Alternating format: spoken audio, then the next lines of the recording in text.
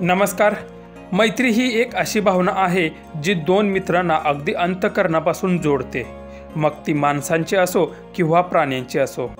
सध्या अशाच एका बैलाचा व्हिडिओ सोशल मीडियावर व्हायरल होतोय। व्हिडिओ पुढे पाहण्याआधी तुम्ही आपल्या चॅनलवरती नवीन असाल तर आपला आरजी मराठी न्यूज चॅनल जरूर सबस्क्राइब करून घ्या। ज्याप्रमाणे माणसाला आपल्या जवळच्या व्यक्तींशिवाय जगता येत नाही, त्याचप्रमाणे प्राण्यांना सुद्धा जगता येत नाही।